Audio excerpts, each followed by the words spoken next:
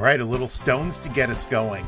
Hello. This is the Ride or Dynasty podcast, and I am your host, J.J. Wenner. Tonight's topic will be startup strategies, and just to continue with the Stones classic, startup strategies are sometimes enough to make a grown man cry. But before we get there, and since we are speaking of grown men who are not afraid of crying, what's the good word, Michael? Well, you know, these startup strategy pods, I would say, are probably my favorite because I get to talk about theory and philosophy, and then afterwards you guys get to hit me with that Billy Madison answer of the teacher when he was like, that is the most incoherent, stupidest thing. We are all dumber for it. That's awesome. So I expect to hear that multiple times. Very good. That's sort of like my ringtone because I hear it so much. Back again is our returning champion. I don't know what this is, Don. 4 weeks in a row? You're like the Ken Jennings of Ride or Dynasty. How are you doing?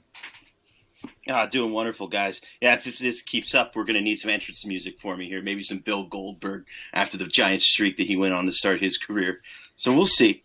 And just for everybody out there, if you want to spread the good word about us, you can find us on Twitter at Rider Dynasty, at riderdynasty.com, or wherever you listen to podcasts. Thank you for that reminder. I always forget to say that. Sir. But we have been updating the website. We've been putting out some articles. In fact, our own Eric Braun published one this very afternoon. So be sure to jump on to riderdynasty.com and read all of our latest articles. Now, just a quick housekeeping note. Our own little Nick Mirabito of Nicked Up fame has become a professor at Temple University. Woo! Congrats, Nick. Yeah, so he's going to be teaching all about sports hernias. He's going to be teaching them all the most important stuff that they need to know about hamstring pointers. You know what the worst part about the sports hernia thing, JJ? Yeah. Is that's all I can think about. I have no idea what he's told us like 50 times. What was it supposed to be actually called? A groin injury.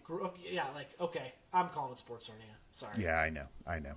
But which is a problem because So anyway, that is right. He's going to get his own tweed jacket. I think I'm going to get him some elbow patches for the tweed jacket, maybe a pipe. But that also means that he is leaving us. Now, I don't want to go pointing fingers like in a divorce, but I am pretty sure it was something that Michael said. We're keeping the pod. You made him leave. We're keeping the pod. Yeah. We're keeping the pod. All right. So that leads me to introduce our newest segment with our newest addition. That is my beta version of the intro for Next Man Up with Kyle Allen. Yay! Mr. Kyle Allen, why don't you tell the riders a little bit about yourself? Yeah, thank you for the intro, JJ. As you said, my name's Kyle Allen. I'm a registered nurse. I have a background in orthopedics, currently working on getting my master's degree, doing that at the University of Alabama, and after that I will become a nurse practitioner. My goal is to work in the field of orthopedics, especially sports medicine. Very passionate about injuries and injury prevention. I want to focus on trying to develop some kind of program to help athletes prevent injuries in the first place, but those that have already suffered injuries to help them develop programs to prevent re-injury. Been playing fantasy football for a little while now. I've been playing for about 7 years. I've done pretty much everything but Dynasty, redraft, DFS, best ball. I'm in one keeper league I've been doing for 3 years, you name it. But like I said, I'm a newcomer to fantasy, so I'm excited to learn a lot from you guys and kind of be a martyr for everybody else that's new to fantasy, or new to Dynasty rather, and listen to this podcast. So I'll get the dumb questions out of the way so they don't have to ask them. Well, you can be our own Gaylord Fokker. That's awesome. You're in my world now, Grandma. I know this is your first time on, but are you able to answer some questions? Sure. I'm not sure I'll give you the answer you want, but I'm here for it. All right. Now, although you're a Patriots fan and I'm a Jets fan, so at our cores we hate each other, but Chris Herndon, is he going to be able to catch more than one pass this year? Dude, I hope so. After that rookie year, the second year was just a disaster. Oh, start to finish. As you said, he only caught one pass. He started the year on a suspension after violating substance abuse rules. That's obviously not an injury, but it comes into play because it keeps him off the field. He ended up having a grade 1 hamstring strain in practice before he even made it on the field after the suspension. Missed 3 games there. He returns for a game, makes 1 catch, and then breaks a rib, and he's done for the season. I know you're going to be excited to see what he can do. He's a young tight end with a lot of talent, and especially if you're in tight end premium leagues. Mm-hmm. He's somebody that I've been looking at and trying to pick up later in the drafts. He's only got 1 year under his belt, but it was a good rookie year. If he stays on the field, I think that he's going to be a good one to grab in startup leagues. Both of those injuries, they're kind of tough luck injuries. A hamstring strain, it happens. You need to be hydrating, you need to be stretching before and after everything, but that's a whole other conversation. And a broken rib, it's football. That kind of stuff happens. So I wouldn't really say that he's injury prone. He's a tight end. It's a physical position. Kind of stuff just happens. But I look for him to bounce back this year, especially if he can stay on the field. So Kyle, I'm a Steelers fan, and there's some promising young players there. And if we're looking at startup players, let's talk a little bit about Deontay Johnson. Yeah, Deontay Johnson. He could most definitely be a breakout star this year. He had off-season sports hernia repair. He injured that in week 2 of last year. He's yet to actually receive full medical clearance, but he has said that he expects to be ready in the days to come. As of the day we're recording this podcast, I believe he still has not received clearance, but it should be soon, according to him. As I said, I have him as a breakout candidate. He had a solid rookie campaign last year, despite the quarterback situation being up and down between Duck Hodges and Mason Rudolph getting his head bashed in. It was a tough QB situation. But that kind of lends us to talk about Ben Roethlisberger, who's also coming back from an injury in Pittsburgh, which I'm sure you're anxious to see him back on the field. He actually ended up undergoing Tommy John surgery, which, as many sports fans know, is a surgery to repair the UCL, which is on the inside part of your elbow. It's a lot more common to see that in baseball pitchers than for quarterbacks. But as with baseball players, it's usually a 12 to 18-month recovery time.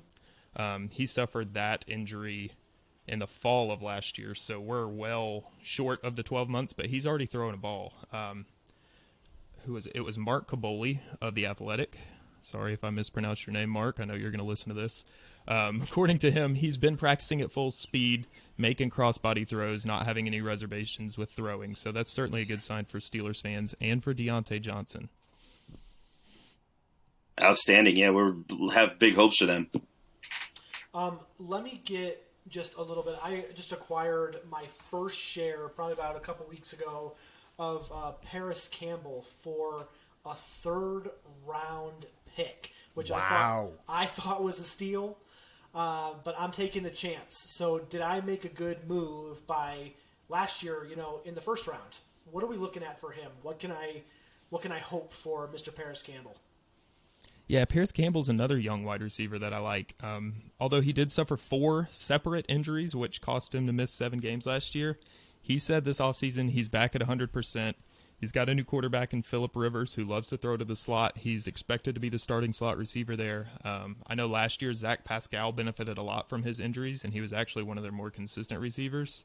But with Phillip Rivers, it's going to be a different offense. I expect him to make those short intermediate passes, which the slot generally will benefit from. So I expect him to have a good year. But you've got to take into account that they drafted a wide receiver out there as well. So we'll see how it goes for him. If he stays on the field, I expect him to be a breakout as well. All right, that's awesome. I'm really super ecstatic that you could join the team and provide us with this info. I think that's one thing that our podcast has always traditionally done with Nick, and now through you.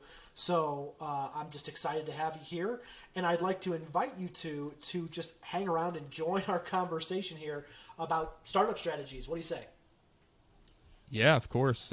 As I said, I'm a newbie to Dynasty, so I'd be happy to listen in. If you don't mind, I'll probably ask some questions to help out my fellow newcomers that are going to listen to this one.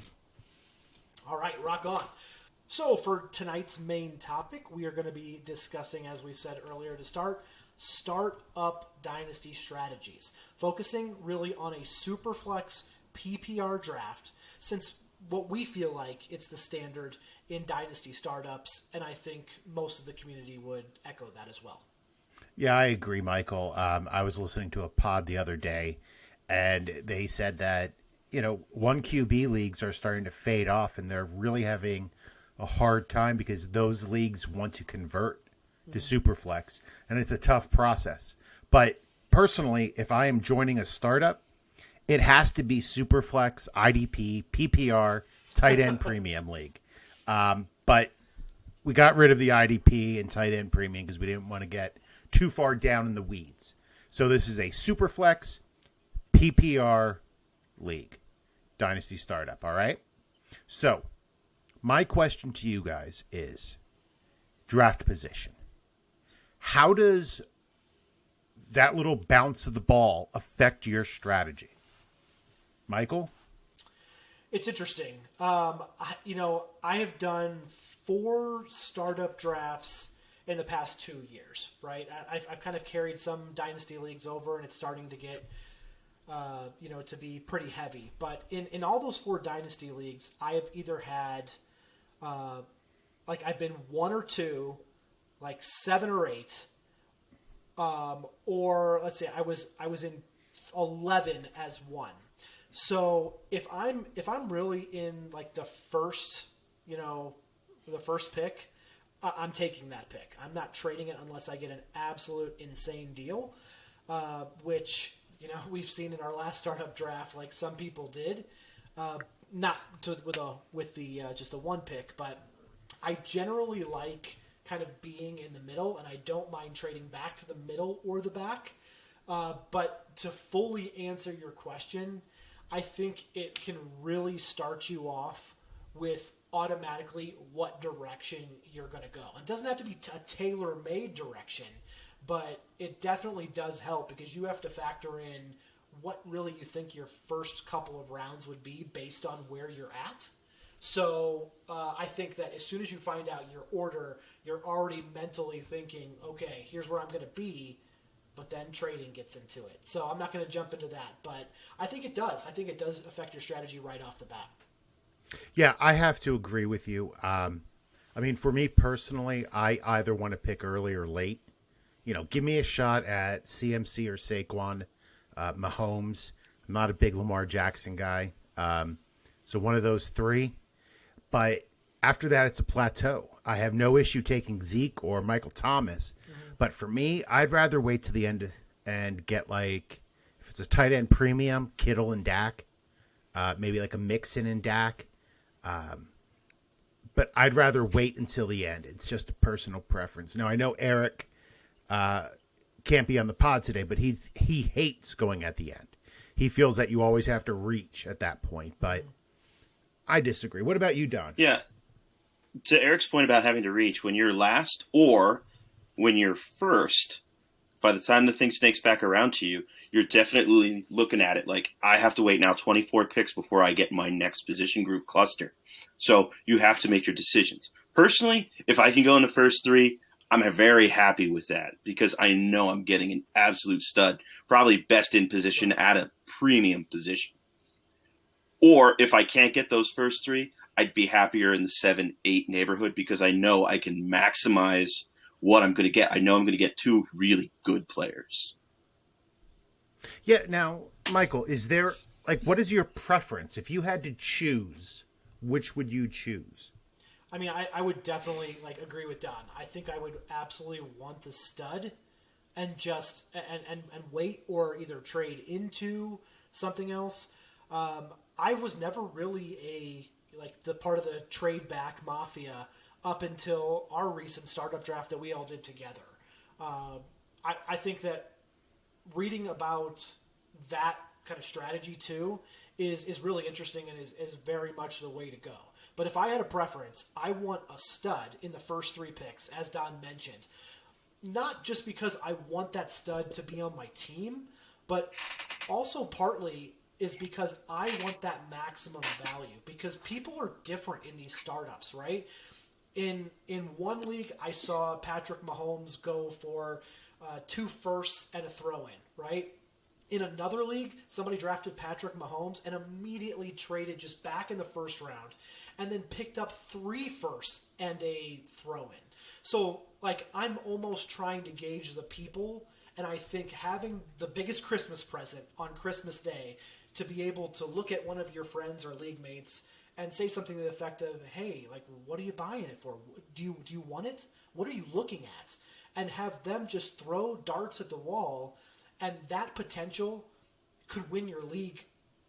You know, I guess that's probably a little bit too exciting, but that potential could help you build your team even better right off the bat just by having that and selling or holding a little bit and putting feelers out there. Like, startups to me are value. You want to pick value so you can trade into your team, and you can also pick the players you want. But just because you draft in a startup doesn't mean that they're your players for life. So I want value.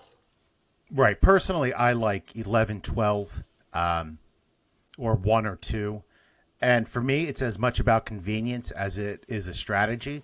I love having a lot of time between picks. It gives me a nice little break to think about my strategy and regroup. But I love picking back-to-back where I can start a run. I have a hard time making decisions, so when you put me on a turn, I love it. I love being able to do it. Now, Yeah, I was going to ask you about that. Yeah. What do you guys think about, like, if you get to pick at a turn like that? Do you look into, okay, there was just a run of running backs, but there's 2 incredible receivers. Do I grab these 2 receivers and make sure I have the best 2 and start a trend and hope that there's a couple of, mid-tier running backs or a QB and a tight end at my next 2 because I just started a run? How do you guys look at that? well, I think that's a really good question, and it sort of leads us into our next discussion about the different types of strategies that people employ. Things like 0 RB, 0 wide receiver. Personally, for me, there's 3 positions, if you're talking about a tight end premium league, where I want to have a top 12 quarterback, a top 12 running back, and a top 12 tight end. Okay. I will wait on wide receiver because, in my opinion, guys from 13 to 25 are interchangeable. I mean, if you look at our rankings, if I said, who do you want for the next 3 years, Keenan Allen or Michael Gallup? Well, those are the 2 extremes in our ranks. Yeah. Nope. And it's a debate for all of us. Like, we would have to think about that. Like, do you want CeeDee Lamb or do you want Jarvis Landry? That's hard. Jarvis Landry for the next 3 years. But see, like that, once again, we're looking at who's in that early wide receiver 2 and who's at, like, the middle range of wide receiver 3. Mm-hmm. It's a wide range of guys you can get and be happy with. Year to year, those guys could swap positions too. Very have one at easily. 15 and one at 30, and then the next year they'll be the opposite. But there's certain positions that the top QBs tend to stay the top QBs. The top running backs who are bell cows tend to stay bell cows. So I don't like a 0 RB. I failed twice at it recently. And I found myself, I'll grab one guy. Like in the league we just all did together, I got Zeke. And then I picked up some guys a little bit later. But I know I have that touchstone in Zeke. Don, I just saw you take 2 young guys after picking first. What's your thought about running back? So if I'm going to end up with the first overall pick, a solid option is to look at the 0 wide receiver situation, because you're not going to come to your second overall pick all the way around until 23. So then you get 23 and 24. By that point, the majority of the bell cow backs and the high volume wide receivers are gone. So you're looking at a position where you can maximize this. In this situation, I like to look at young players that are going to project into high value roles. Think of a CEH or a Taylor in Indianapolis who are going to definitely get their touches. J.K. Dobbins could possibly fit into this. Well, it might be a little early because he's going to be in an early timeshare with Ingram. This means that now I'm at least set with, I've got a stud quarterback, I've got 2 high-value projectable running backs, and I'm ready to go. So at this point, if I'm forced to wait until I come back around again, I'm looking at wide receiver 2s most likely. but I'm definitely getting value. Well, you're past wide receiver twos at that point. Now, are you? But overall, like, do you believe, like, you don't want to punt on running back at all? You believe in taking running backs early?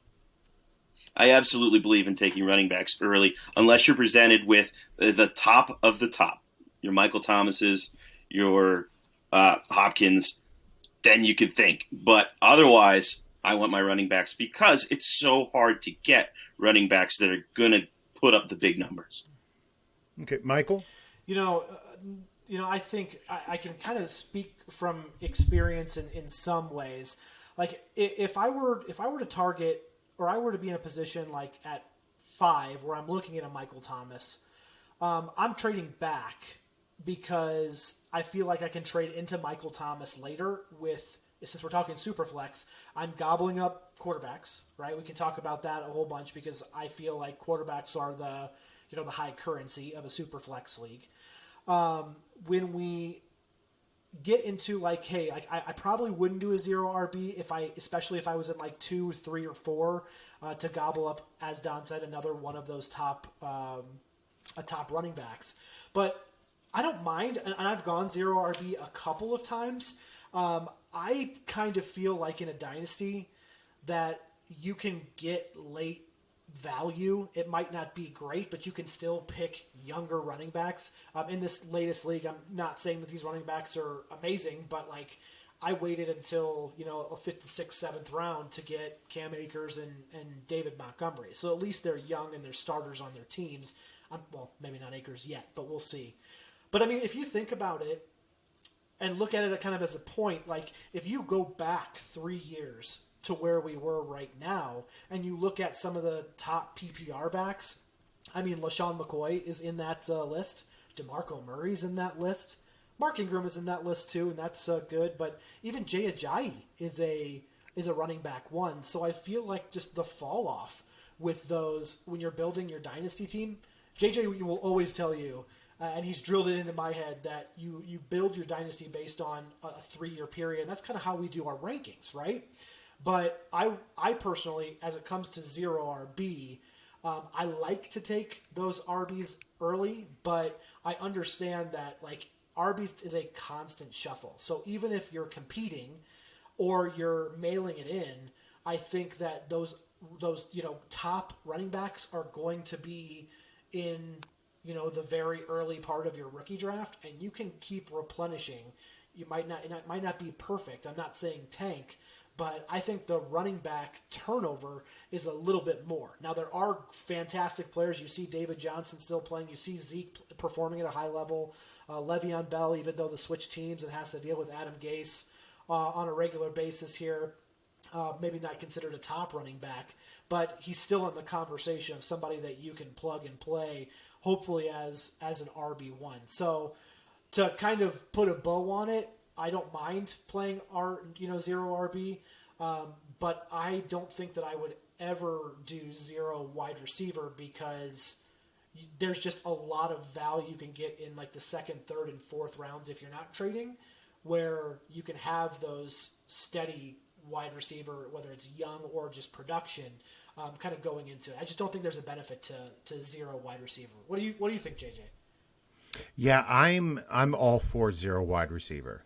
And of course, like when you say 0 wide receiver, I'm not talking about waiting until the 10th round. Right. I'm talking about 6th, 7th round before you start hitting it. Especially if you are in a tight end premium league, which I did want to touch a little bit on. But yeah, I mean, wide receivers, I just think it's the deepest position right now. I know when I did my... It is the deepest position. And when I did my rankings, like, it was so hard for me to figure out, like, 20 through 40. Because it really depends on how their season, like, how it goes for them. Like, they really can end up in any order.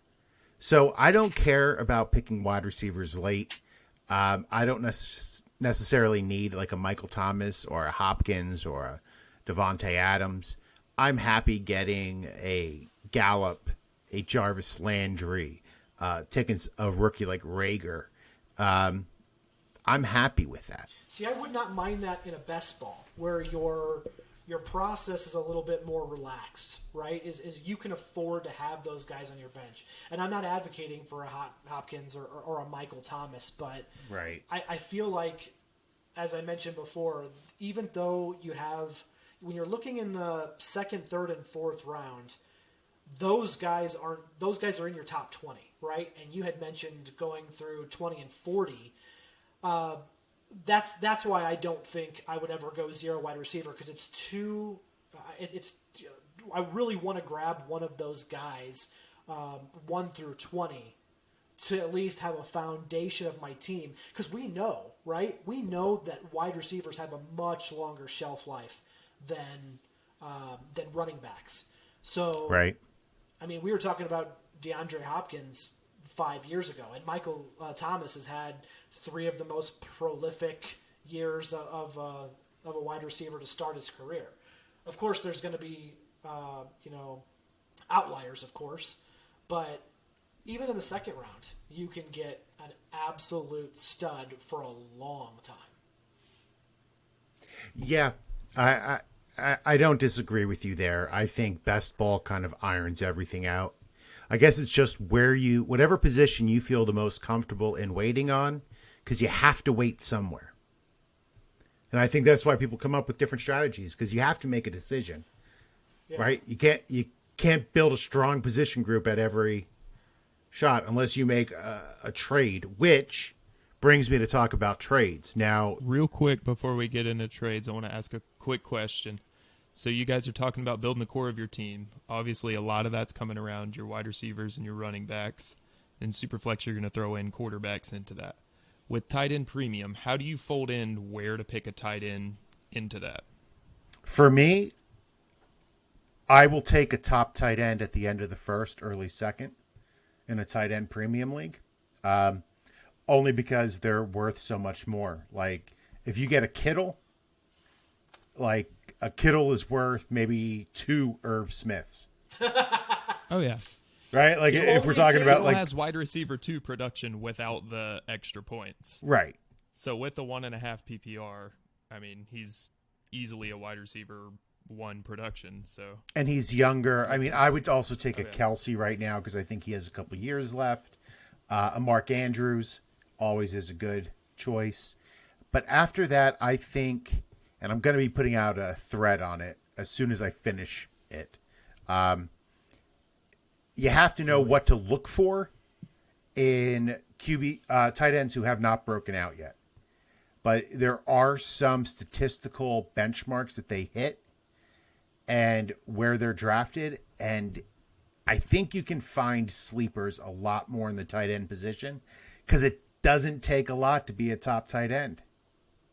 It's such a low bar for success, right? It's like being the smartest Steeler. Yeah. Okay. Yeah. I mean, when you think of the top tight ends, you can name 5 to 6, but when you talk about top receivers, like you guys were saying, it's the top 20. You know, every team has a number 1 receiver. It's just the difference between the tight end 1 and the tight end 12 is less than, or what am I trying to say?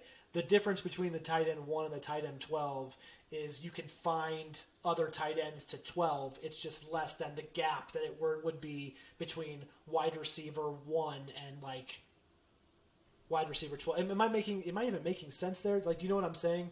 The drop off thank you. in talent is precipitous. Rescue after the top 5. I appreciate you. You're my only hope. Yeah. I'm with you, Obi-Wan. When I can't talk, thank you. All right, now trading. Some people do it early and often. 3 of us were just in a crazy trading league startup. I usually don't do that, but do you guys use calculators? Do you use your rankings? What do you look at when somebody offers you a startup trade? Mm-hmm. I'm going to give you 2-8 and 4-8 for your 112. Right. How do you consider that to be good value? What do you look for? I'll start us off on this one. There are 2 things that I look for, right? First, just even before I'm looking at any calculators or even my rankings, I'm doing two things. The first is, do I think I could make my team better in a 2-for-1 trade if I play it right? If I'm on the two ends, or if I'm on the one end, do I think that I'm maximizing my value? Secondly, I'm looking at what I'm doing. Am I arming somebody to the teeth, right? Because you also have to consider, if you're, let's just pretend we're in the second round, okay? And you've already had you're about to make your second pick. And you've already, talking with someone, and that person maybe was in like the 10th position, and they've already made their first, second, and then they trying to get your second pick as their third. And you have to weigh that, do you want to give somebody 3 picks in the top, 14, 15 players? So you have to look at that, because you're going to be playing these people, and you don't want to just load somebody up for the future. But I am looking at trade calculators, absolutely. Even as a benchmark, right? I'm looking at my personal rankings, which we've suggested before on the pod, that you do a tier-based ranking. You can do numbers, as well, 1 to whatever, but try to look at it, from a tier base. So, if there is a tier drop-off, what you value there. And then continue it to, again, maximize your value. And put yourself and see those numbers of where those, as JJ's example was, a 1 for a 2 and a 4. Well, what's going to be available? What was your strategy going in? And if all of that computes to something that you're comfortable with, and you feel like you can make better moves down the line, then feel confident to make the trade. But if there's something, for whatever reason, whether it's off on value or it's off on giving somebody too much rocket fuel to possibly blow up a league, then consider not doing it. I think that all those factors go into making a trade. I know there's a lot of people that are just in the trade back mafia, that will do it no matter what, just to keep acquiring picks. There's absolutely nothing wrong with that. But those are my personal factors. Don, hit you with that? Yeah, the first thing you really have to consider is who you're playing against, and know who's in your league. If you're swimming with sharks, then you should be looking around to know what's going on. But if it's a friendly league with people who maybe haven't done a lot of Dynasty, or it's just starting up, and sometimes people just get the trade bug where they just trade and trade and trade and trade. You have to be aware of that. And sometimes you just get a gift, and don't be afraid to accept the gift should it flop into your lap. But generally speaking, yeah, you absolutely want to make sure that you're not loading a team that you're going to have to deal with. But it also goes into your philosophy too. If you're coming into this realizing or thinking that you're maybe not going to intentionally be that competitive this year, but you're loading for next year, then the trade back makes a lot of sense. Right. If you're going to drop to get younger players, first, second year guys, and future picks, then that's something you really need to look at. The other thing is you got to look at how your board's falling. If you're in a situation where, okay, I'm going to give up this pick, but yeah, I'm picking again in 3 and I got 4 guys I really like, then it's not so bad. Or if you're looking at a situation where you've already had some good fortune, like say you're loaded on quarterbacks, there's 1 left and people are lining up, then you'd really be silly to not take advantage of that situation. So can I ask you a question down here? And yeah, all the listeners are hopefully really not bored about just kind of giving some real world examples, because we've referenced our startup that we just finished, and it's easy to talk about. I know we're not talking about a tight end premium league, but this specific one was a tight end premium. But you can tie this question in, and I'd love to hear your answer, because I personally felt that nobody really grasped what tight end premium was, and tight ends started falling. And I kind of went with it, right? Like, I can grab up value knowing that there's going to be tight ends later. Did you kind of feel that? And how did you navigate the tight end waters? Yeah, there's no question that I felt that in our particular league that we had just completed. Some particularly young and projectable tight ends, Noah Fant fell, Hawkinson fell, guys that people are falling over to get in more experienced tight end premium leagues. We're kind of hanging out there in the 6-7 round neighborhood. And that definitely enabled people to drop back for sure. So would it have been smart, JJ, to, like, in your opinion, to take like 4 or 5 tight ends and try to start a run as Kyle was kind of mentioning in his question just a couple minutes ago? Or do you wait back? Like, is there a right or a wrong answer when it comes to something like that?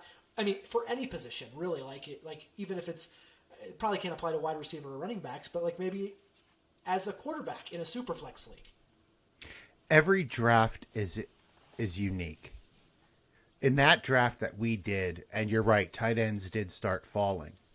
But that meant tight ends weren't worth as much because nobody was placing a value on them, right? If we talk about like a capitalistic society, there was no demand for tight ends. People were willing to wait. So, yeah, you can go out and draft a bunch and then hope you can trade them. But then you also might be stuck with like 4 tight ends who are really good. Personally, I waited. I was very happy with my tight ends. I ended up with an Irv Smith, or as I called him earlier, 0.5 Kittle. I got Njoku and O.J. Howard, both of whom have had great years, but have sort of fallen out of favor. And then I did something crazy, and because they fell so far, in the last 2 rounds, I took all 3 tight ends of the Houston Texans. I figure one of them's going to break out. One of them will. One of them's got to catch a ball. And all of them have good metrics as far as I'm concerned. But, I've been in leagues where quarterbacks go in the first 2 rounds. You have 12 gone. And that's crazy. But you have to be willing to adjust to what you see happening in front of you.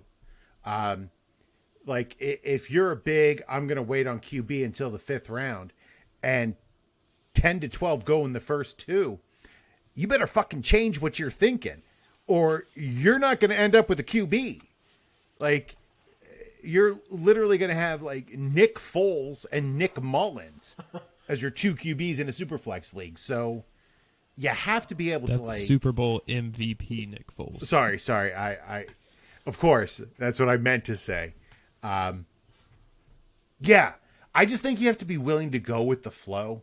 That's one thing that I've learned, like, in fantasy, in Dynasty. In life. Is just... No, in life, I'm horrible at it. Because something goes wrong in life and I lose my fucking mind.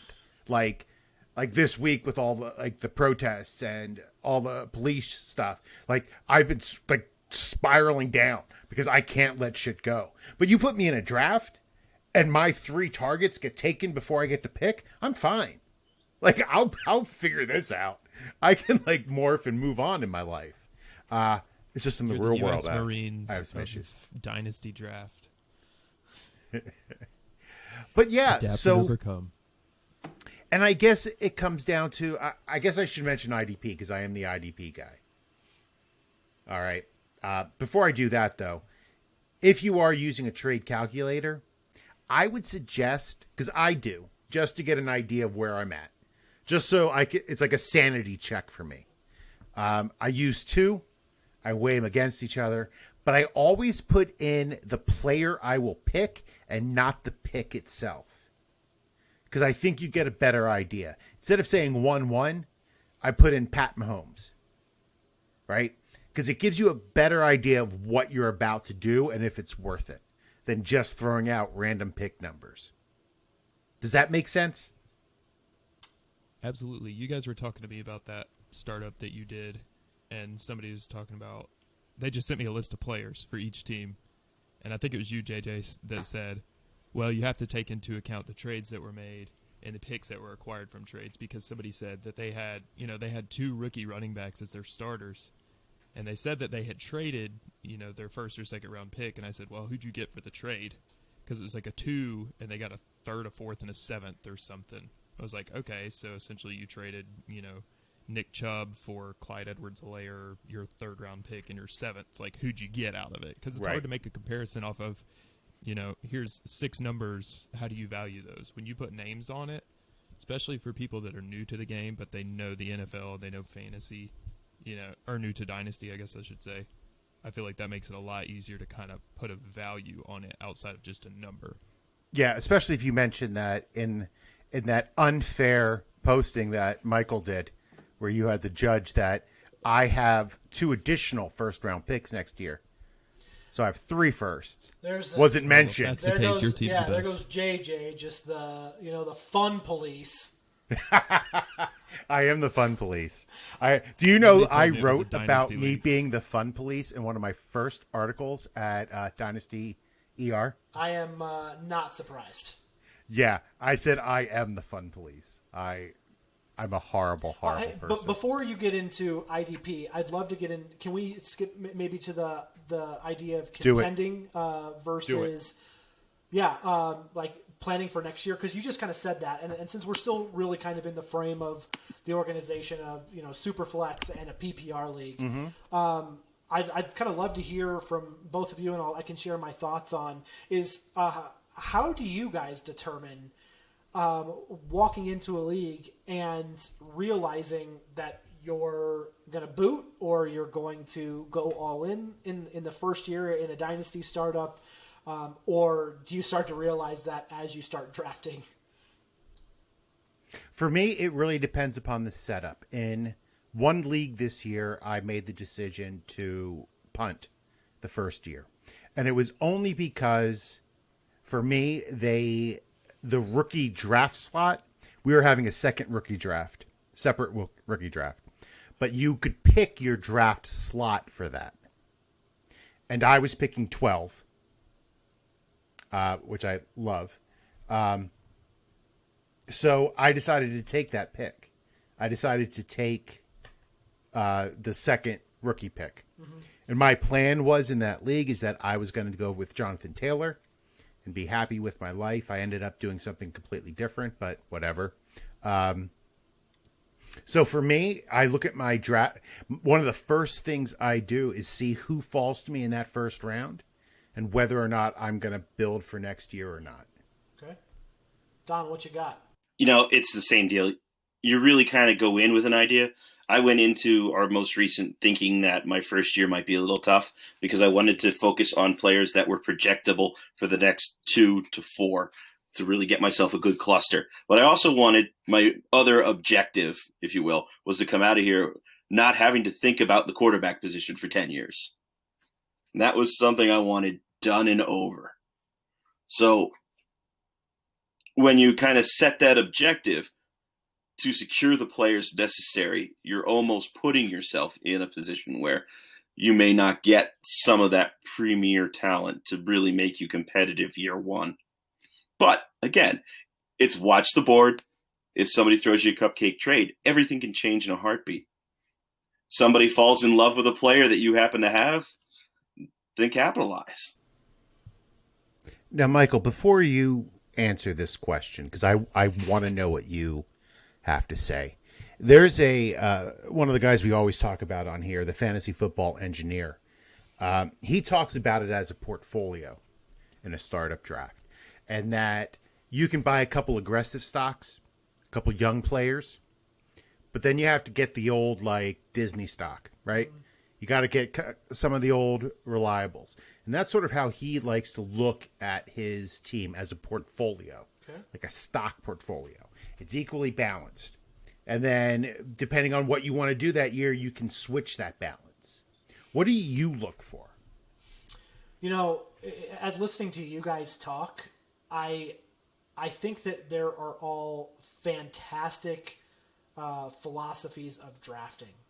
But I have never entered a draft that I wasn't trying to win every single year. I have a very sometimes warped sense of dynasty. And I mean, like, again, it's paid off so far. I have not had to really rebuild from the absolute bottom up in all my dynasty years. I will trade and compete every single year. I make the playoffs pretty much every single year in every league. And that's not like flexing or anything. That's just, again, my philosophy. So like, I will try to go and win every year. Maybe it's because I'm a cheap bastard, right? And no matter what the entry fee is, I'm not wasting years of entry fee. Or maybe it's just a warped sense of accomplishment from being, quote, successful enough in my 5 years of Dynasty only, because that's not a long time. Let's be completely honest. That's very short when it comes to Dynasty. But I will draft teams, usually, to be able to get young talent, but do feed into, like, looking at the board and almost factoring in a different decision of saying, all right, I took a really young person. I don't think that he might be an instant contributor. I might need to balance that out with something else. So I like the portfolio idea. I love your guys' idea. I just have never been able to, I think, implement it correctly. I've just not been able to go into either a startup or any year and think I'm not going to be in the playoffs this year. And I've missed the playoffs in some leagues. Like I said, it's not perfect. I just can't go in with an attitude of I'm going to win all the time. Yeah, I know you said you're not flexing, but why is your shirt off, Michael? Well, my pants are off too. Is that okay? Well, He's not flexing. He's super flex PPR tight end premiuming. I don't even want to see what you're doing. I'll adjust the camera So, if you want. you know, I have to say, the only times I have ever completely blown a draft, and I've blown a couple startup drafts, one in one of my biggest leagues, and it's a 96-team league, and I've been trying to dig myself out of that hole. That's crazy, by the way. 96? Rebuilding is a task unto itself. I've been doing it for 2 years, and I have about another year left before I have a good team.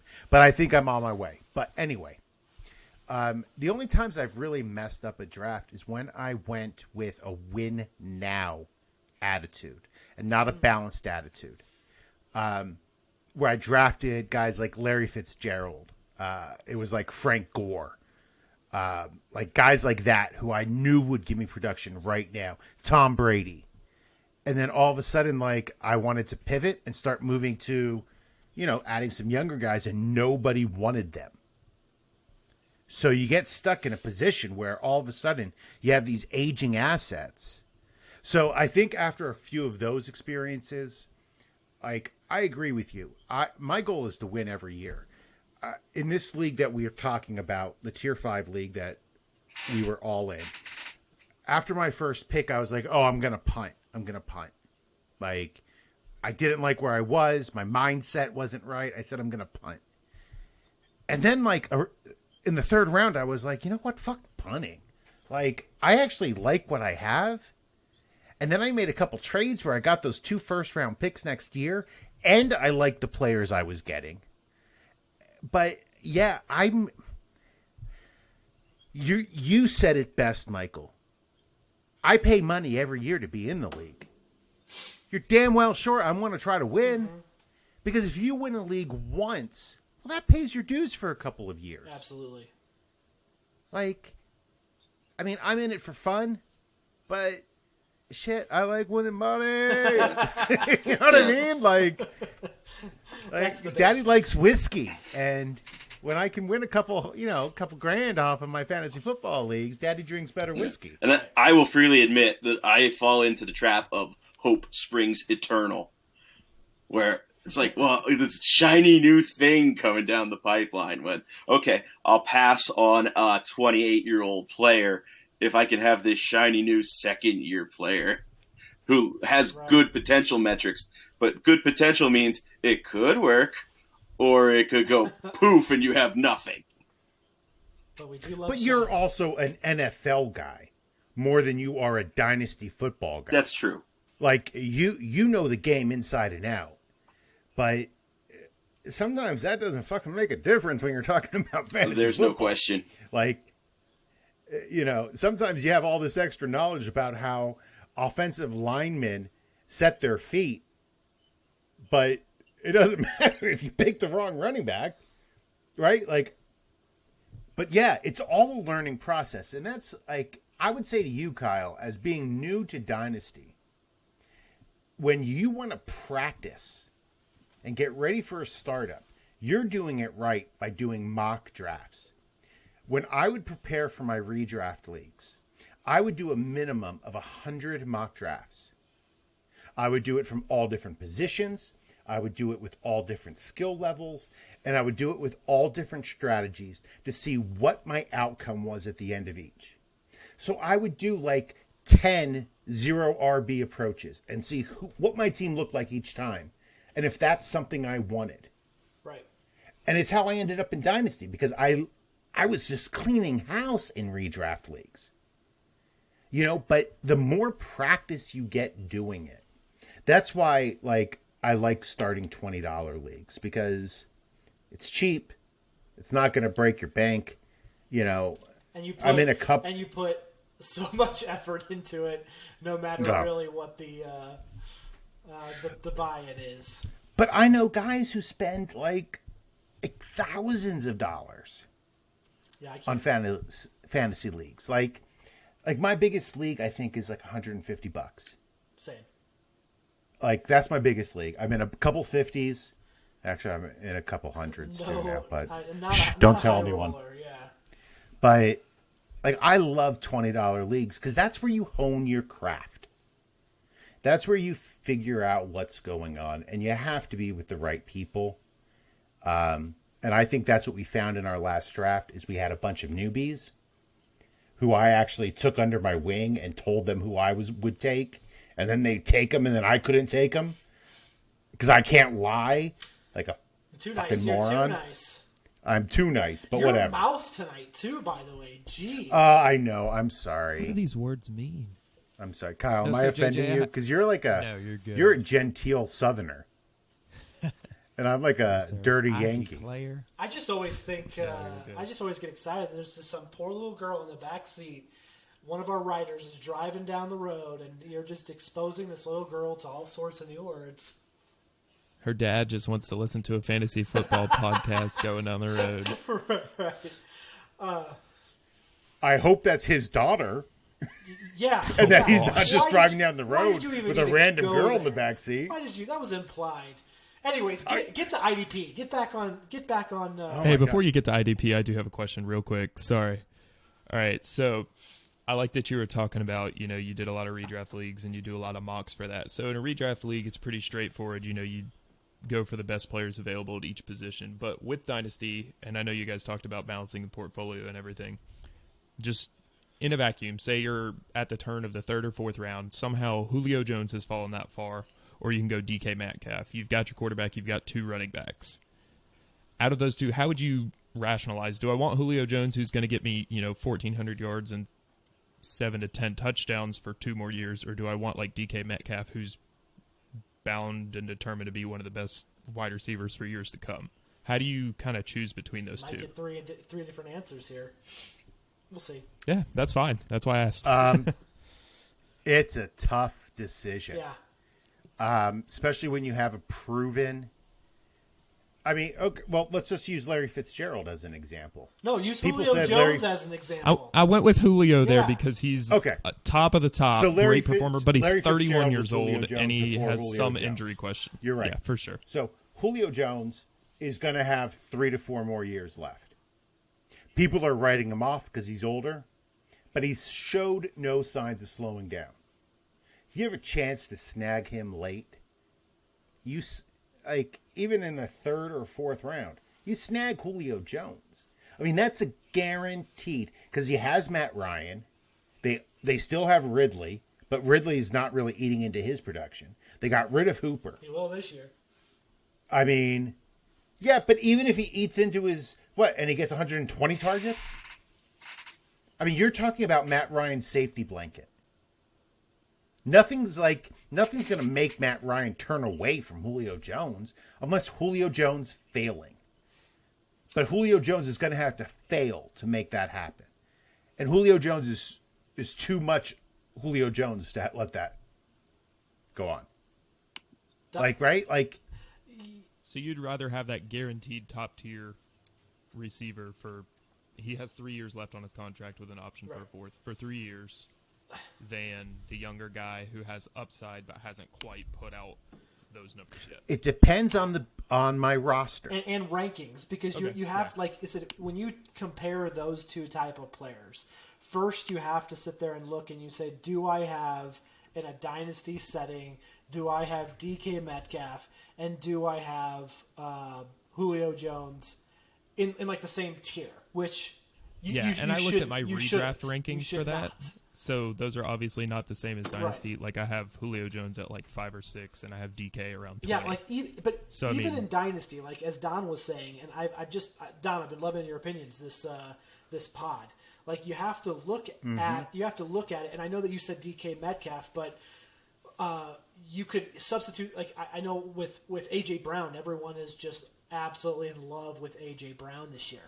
And the only reason that I would disagree with what JJ is saying is for the purpose of everyone that I've come across. Like I have Julio Jones in one good league, and I just sold Julio Jones in another league. And I can't say I can't sell him because I did just sell him, but it was like pulling teeth to unload him to somewhere. And it should, as of right now, yes, it shouldn't be in your rankings as of April 27th, you have Julio Jones 7th and DK Metcalf 18th. Right. Yes. Who are you taking? In Julio Jones or DK Metcalf? In like a third round of a dynasty startup, yes. You're taking Julio Jones. Like I said, I'm not disagreeing with you on like who you could take, but you just have to understand that he's an expiring asset. And you're taking him at his highest value when he's already on the quote decline, maybe not in actual play, but in perception. And if you want to take that like responsibility, or you want to take that job on of knowing that I'm going to take him that high in a startup round, which again you're going to get, as JJ said, probably 2 to 4 years of good production out of him, fine. And then as soon as you take him, that's your strategy. You are all in at that point. And you need to realize that. You can't mess around. That is the way you have to go. You made your bed, you lay in it. Yeah, you're absolutely right. And my difference between those, like I used your numbers, I'm 6 and 31 between the two. So I'm even like, it's more dichotomous. I don't even know if that's a word, but I'm an English teacher with too much scotch in me, so I made it one. But so I can wait on DK in a league with you. Noted. And I told you I'm going to do a startup to get you into one. Scratching that If down real Julio's quick. still on the board, you bet your butt. Yep. Well, there's Leo. Leo Siga, the famous Twitter guy, who his thing is keep a notebook on every league and write down all of your guys' tendencies. That's absolutely the case. Because then you'll know what they take every year. I'm too lazy, and I don't do it. But there's a couple times where I remember, like, oh, that guy's a Penn State fan. And I was able to get Deshaun Hamilton off my roster for something higher than it should have gone for. Don, I'll let you talk, though. In the example you're putting out We there with Julio, that's the demarcation point in your draft. You're deciding, is it now, or are we building here? Because if you're taking a Julio, it's time to go. Otherwise, you're stashing him for maybe later in the year. Now, this could be a calculated move. You could be stashing him later in the year because thinking, okay, team that's real close, I'll take year 1 next year and year 1 the year after, and here's my shiny Julio Jones to put you over the top. So it could be a calculated move, but in the 3rd to 4th round, you should be building for yourself. So if you're taking a Julio there, then you're expecting the win now.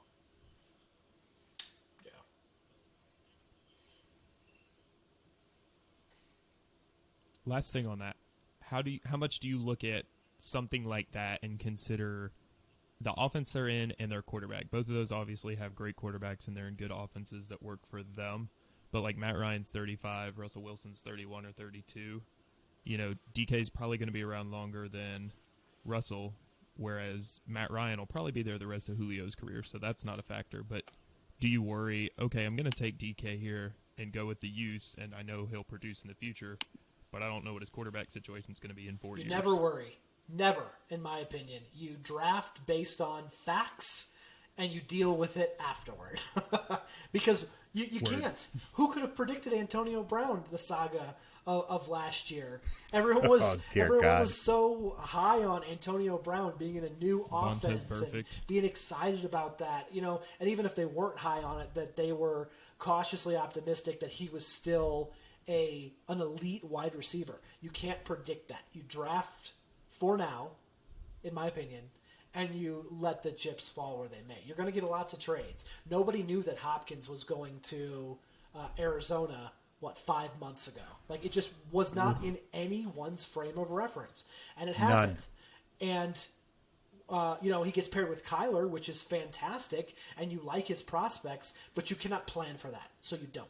And you cannot plan if you're a Christian Kirk owner. Manager, right? Like, you have a share of Christian Kirk. You didn't know that all of a sudden this guy's coming in. Brutal. Right?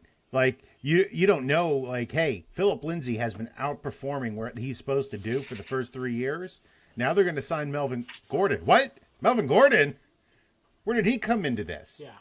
And that just brings you back to the talent versus opportunity conversation that I feel like we have every single pod, and you can lean one way or the other, and then you just like a good mix of both, but talent is always talent. Which is one of the reasons why my preferred leagues are best ball, where we are allowed as owners, as managers, to draft the talent and see how they're used. But when you have to pick a lineup, man, that becomes so difficult. When you don't know people drafting Denzel Mims, you don't know what Darnold's going to do this year. You don't know if Adam Gase is going to be around for 2 years. That might wreck Mims, right? Like, we're all excited about the Denver offense and the weapons he has, but it's still Drew Lock. Hey. Well, that's my boy. I'm just I saying, will not accept it's still Drew Lock. slander. I know I'm new here, but no, sir. No, sir. But then you look at Josh Allen. Josh Allen, who is a god-awful quarterback, but can put up points in fantasy. Yep. You never know what's going to happen year to year. So the best you can do is stay true to your principles and whatever you believe in and draft that person. To an extent. Because you're the only one who has to live with them. Yeah, and to an extent, you've already done a lot of this anyway when you made your internal and initial rankings. So you've kind of, when you were doing your individual rankings, intuitively you looked a little bit at fit and team and quarterback situation. To a very minor extent, maybe division, possibly even contract year. Oh, absolutely. But those things have already been done. Now you've got your individual ratings, and then you're waiting to see what the draft board does. And again, you have to find the philosophy that fits best for you. You have to decide what you're in fantasy football and dynasty leagues to do. There are people who treat every single player as an asset that's to be bartered and traded as they see fit. You have some people who love their players, like my rosters with Sammy Watkins. Well, I derailed us enough with questions. JJ, hit us with that IDP knowledge you were trying to get to like an hour ago. Oh, yeah. Yeah, this is one of our longest pods, but I think the length of our pod is directly... you asked me to join you. No, it's directly proportional to the amount of scotch I drink. I will say, in IDPs, wait to draft. Wait to draft an IDP player. I have one of my best IDP rosters, and I waited until the 13th round. And I took Khalil Mack only because I know the scoring settings, and it was sack heavy. Mm-hmm. Right? Know your scoring settings in IDP. So let's talk about when you're in a startup again, and you're looking at a player that is young, as like we kind of had the age with production conversation with like DK and Julio, but like if you don't think that we've kind of covered any points. Like, what about like your core players, like quarterbacks? I think we've kind of established that you definitely want quarterbacks early. My preference is at least 2 in the first 5 rounds. Don, what are you thinking when you go quarterback? Are you still taking, or is it more of a read the room kind of thing? You're reading the room and it sort of depends on where you are in your draft in terms of where you started from. If you start early, 1 or 2, the one in a dynasty startup, to my mind, should be quarterback. I don't see how you're going to convince me that Mahomes shouldn't be the first overall pick. But that's just me. As you go through, then, definitely by round 5, I want my second. In a startup, for sure. And I'm probably looking at a third somewhere by the end of 8, simply because I want that market cornered, because it is so hard to get producing quarterbacks, and they're so valuable once you've got them. You can always turn that into resource. Yeah, and what do we mean by when we say they're so valuable? Because I would love to look at some stats. I don't have them in front of me, but in the time that I've played Dynasty, I have not seen one single team ever win a league that had one good quarterback. I've not seen it. Not in Superflex. Yeah, in Superflex, right? We're talking about. So if unless, again, I don't have wide data on this, but across all the leagues I've had, I can definitely make that attribution. So again, that's not something that is like league dependent.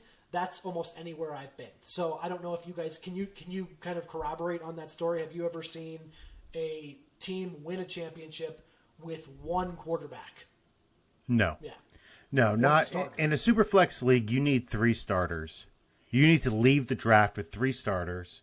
If you only have 2 starting quarterbacks, you need to have then a bunch of flyers. Because you're right? accounting for, in a Superflex league, you're putting yourself at like the baseline 40 points, right? With those 2 players. That is 40 points. You're guessing that at least both of those are scoring you 20, and that's your baseline. And then it's player versus player, right?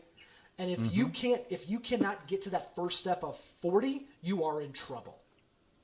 Yeah. Yeah, no, absolutely. And especially then taking into account bye weeks. I left a host dynasty league with Dak and Carson as my 2 main guys. And I was ecstatic. Yeah. But I had to make sure I got somebody like a Dwayne Haskins just to be there in case, like, and then I followed it up with a Jacob Eason, I got a PJ Walker, and I got an Andy Dalton. So I went, instead of getting 3 like really solid starters, I added to that depth at the back end, because you have to prepare for the future in a Superflex league at the quarterback position. If you do not have 4 or 5 quarterbacks rostered, you are leaving yourself open to be like in a losing streak, because people will not sell quarterbacks for cheap. Absolutely not. The price on the quarterback goes up exponentially the second you've drafted him. I mean, somebody asked me what I wanted for Minshew. And I was like, well, 2 firsts. He was like, whoa, that's a lot. Yeah.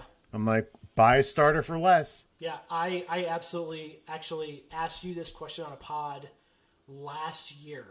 And no, like I said, it was fantastic advice. Where you start the bidding on a quarterback is a first and then a replacement.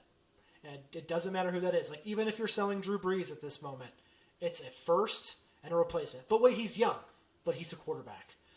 But he might only play for another year. But he's a quarterback, and he's going to throw for 4,000 yards and 30 touchdowns. It's like, if you want him, if you're asking for him, I want a first and I want a replacement. That's where that's where you start with a quarterback. You have to.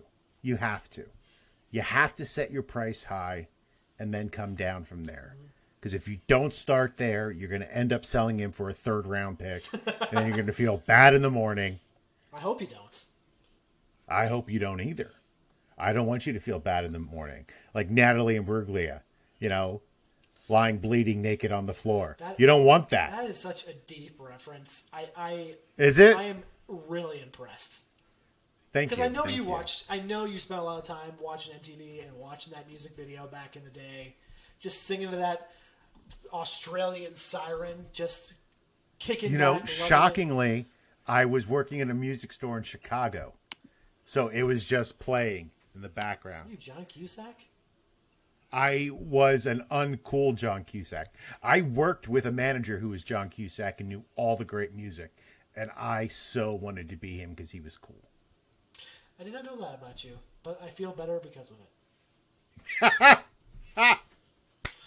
All right, that was actually really informative, which is shocking for us. I actually Ready to learned draft some right things. now. Thanks, guys. This is my first and last pod. I'm going to go win every dynasty right now. No, you must stay. Just But kidding. crew, it's time for our tags. So let the good people know your final thoughts on this and where they can find you.